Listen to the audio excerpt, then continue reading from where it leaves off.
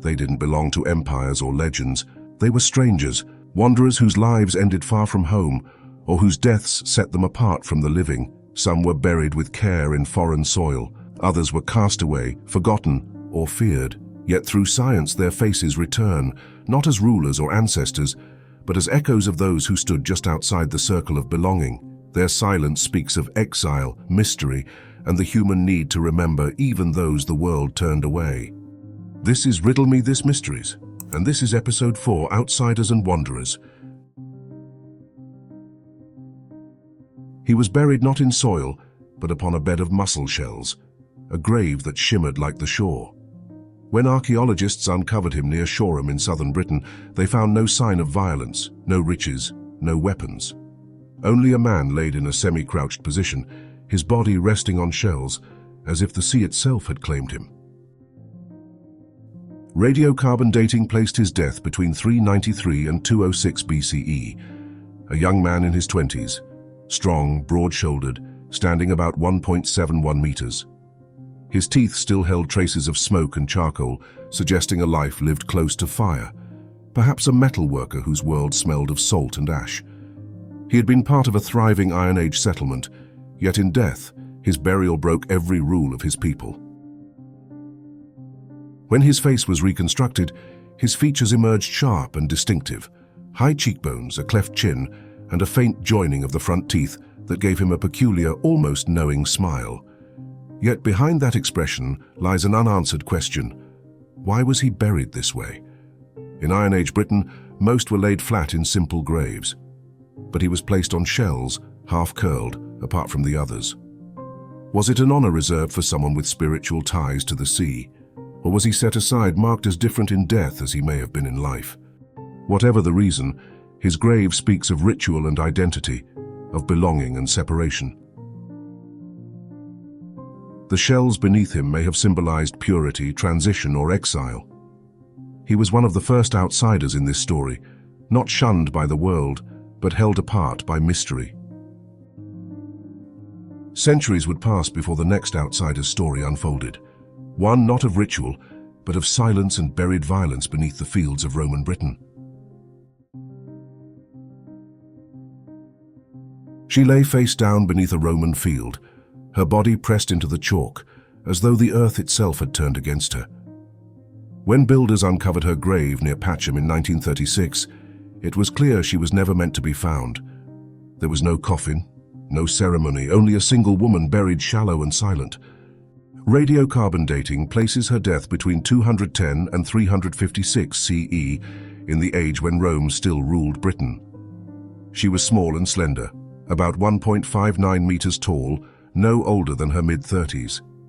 Years of labor had marked her body, worn joints, a bent spine, the signs of a life spent working harder than most would ever know. But it was the nails that told her story. One pierced the back of her skull, others were scattered behind her knees.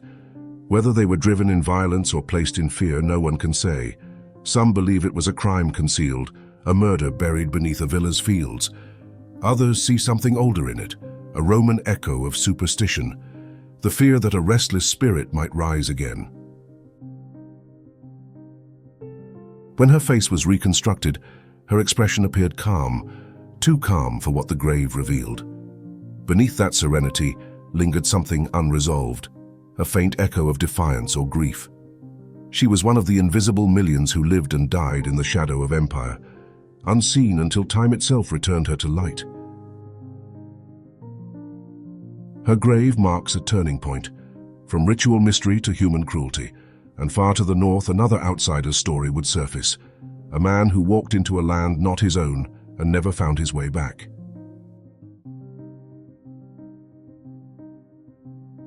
In the shadow of the Grampian Mountains, a single grave lay sealed by stone and silence. When archaeologists opened it near Blair, Atholl, they found a man who did not belong to the land that held him. His bones spoke of distance, of a childhood shaped by air and water, not of these highlands. He had lived in the 5th or 6th century CE, during the age of the Picts. Around 45 when he died, he stood tall for his time, with a robust frame shaped by years of labor. His diet had been rich in meat, especially pork, with almost no sign of fish from the nearby rivers or sea. Yet the isotopes in his teeth told another story. His youth was spent elsewhere, likely in a more western land, perhaps the Isles or even Ireland. At some point he crossed into these mountains and never left them again. He was buried in a long cyst made from local mica schist slabs, carefully fitted but bare of offerings. No weapon, no ornament, no token marked his name. His teeth bore the wear of hard years, but no wound explained his death. When his face was reconstructed, it appeared calm and steady, the look of someone accustomed to endurance. He might have come as a trader, a craftsman, or perhaps a captive. The truth is beyond recovery. Yet in death, the people who buried him treated him with care, giving a stranger a place among their own. His story is one of quiet exile, of movement, work, and acceptance at the edge of belonging. And just as his bones whisper of distance, the next face would tell of something far darker. Not a traveler's journey, but a violent end in the mud of a forgotten pit.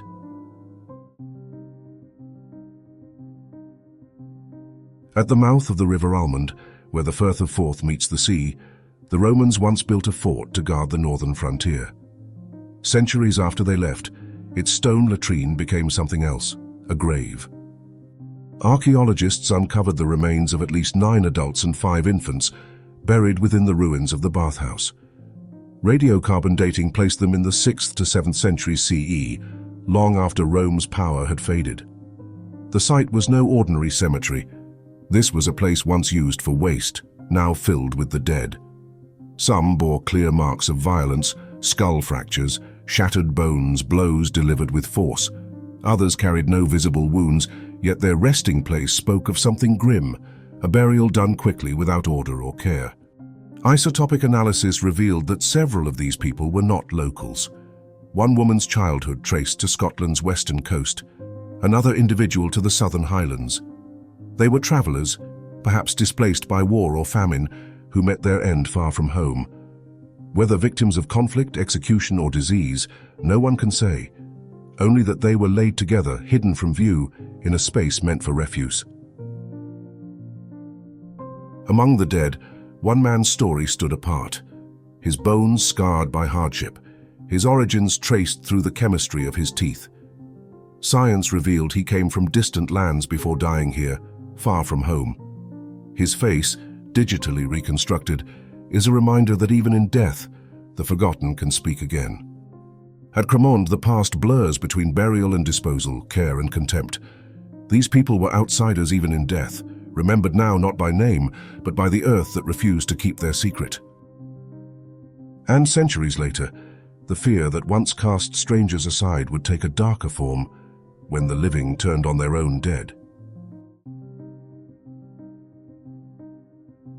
In the hills of Connecticut, a farmer's grave told a story no one meant to remember. When archaeologists opened it in the 1990s, they found something strange inside. The skull placed atop the ribcage, and the thigh bones crossed over it in a grim skull and crossbones shape. The coffin lid bore brass tacks that read JB55. He had lived in the mid-19th century, about 55 years old when he died. His name, revealed later through DNA analysis, was likely John Barber, a local farmer. It was a time when tuberculosis, then called consumption, spread relentlessly through New England towns. Families wasted away one by one, and when medicine failed, fear began to dig. Neighbors whispered that the dead might be feeding on the living, draining their strength from beyond the grave. Across rural Connecticut and Rhode Island, graves were opened, organs burned, bones rearranged, desperate rituals meant to stop the sickness. JB55's body shows signs of that same panic, a post-mortem rearrangement performed by those who feared him even after death. Pathology revealed lesions consistent with tuberculosis, the disease that likely ended his life long before superstition took hold. From the worn skull, forensic artists rebuilt his face, broad features, deep-set eyes, and the quiet endurance of a working man. In the reconstruction, he looked neither fearful nor feared, simply human. Yet in death, fear had remade him into something else, the final outsider, condemned not for who he was, but for what others believed he had become. More than a century later, the earth gave him back, a reminder that the line between myth and fear is thinner than bone. And across millennia and continents, from the shell-lined graves of Iron Age Britain to the buried fields of Rome, from the silent glens of the Highlands to the muddy latrines of Cramond and the quiet hills of New England, 5 outsiders rise again. Each face once lost to exile, violence, or fear now returns through the eyes of science and time. They remind us that even those cast aside by history were never truly gone, still human, still remembered, still looking back.